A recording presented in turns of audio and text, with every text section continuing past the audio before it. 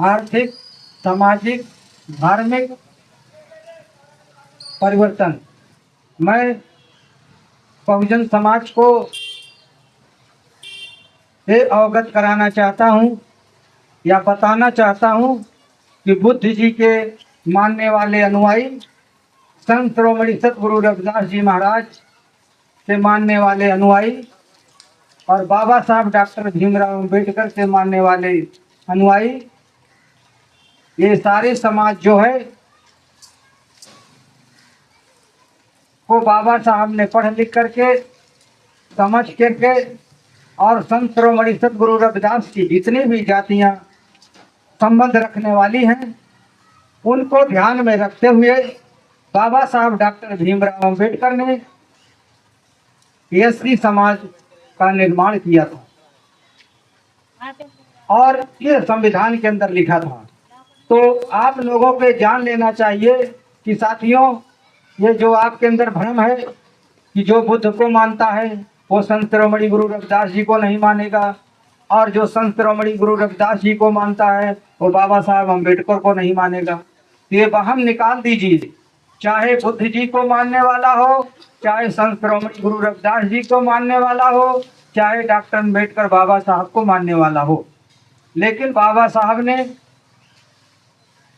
संत शिरोमणि सतगुरु रविदास के विचारों को, उनके संघर्षों को याद करते हुए, देखते हुए, पढ़ते हुए, समझते हुए उन्होंने भारत के संविधान में एससी समाज का जो निर्माण किया था, जो संत शिरोमणि सतगुरु रविदास जी से संबंध रखने वाली जितनी भी जातियां हैं उनको एससी समाज में उन्होंने कैटेगरी में रखा था। तो ये मत भूलिए कि साथियों कि संत शिरोमणि सतगुरु रविदास जी के विचार अलग हैं। संत शिरोमणि गुरु रविदास जी ऐसे संत महापुरुष गुरु थे, जितना भी पाखंड और ढोंग का विरोध किया, ऐसा कोई संत, ऐसा कोई महात्मा, ऐसा कोई पैगंबर नहीं था कि जो संत शिरोमणि सतगुरु रविदास के इतना कोई पाखंड और ढोंग का विरोध किया हो और उसका सामना किया हो। सबसे ज्यादा संत शिरोमणि सतगुरु रविदास जी ने पाखंड और ढोंग, आडंबर का विरोध करते हुए और उनका जवाब देते हुए, संघर्ष करते हुए, आगे बढ़ते हुए वो प्रकृतिवादी थे, प्रकृति में आस्था रखते थे और प्रकृति से स्वयं उनका संबंध था और प्रकृति स्वयं उनसे बात करती थी। जो ऐसे संत शिरोमणि सतगुरु रविदास जी महाराज थे। जो प्रकृति हुई है वो संत शिरोमणि सतगुरु रविदास जी को नमन करती। तो साथियों, उन्होंने ऐसे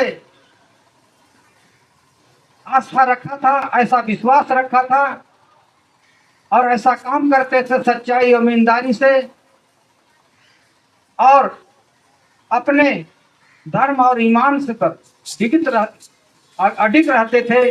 और उन्होंने प्रकृति को हमेशा सर्वश्रेष्ठ माना है और उन्हीं के आधार पर बुद्ध की विचारधारा मिलती जुलती है, और उसी को मद्देनजर देखते हुए, पढ़ते हुए बाबा साहब डॉक्टर अंबेडकर ने, रविदास जी ने जितनी भी जातियों को संबंध में रखा था, बांधा था, और जो उनकी विचारधारा से, जो उनके रिलेशन से जुड़ी हुई थी, उसी के आधार पर बाबा साहब ने, डॉक्टर अंबेडकर ने ये एसटी समाज का नाम दिया, एसटी का दिया।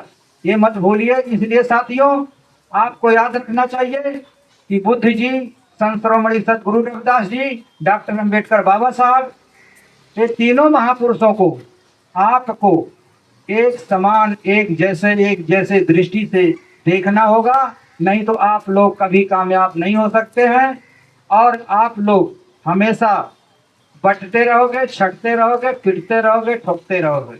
इसलिए आप जब तीनों, बुद्ध जी, संत शिरोमणि रविदास जी और डॉक्टर अंबेडकर बाबा साहब की विचारधारा को जब तुम एक साथ नहीं जोड़ सकते हो, एक साथ नहीं लेकर चल सकते हो, एक साथ तुम नहीं मिलकर रह सकते हो, तो तुम समाज सुधारक और देश की भलाई और जनता की भलाई क्या कर सकते हो?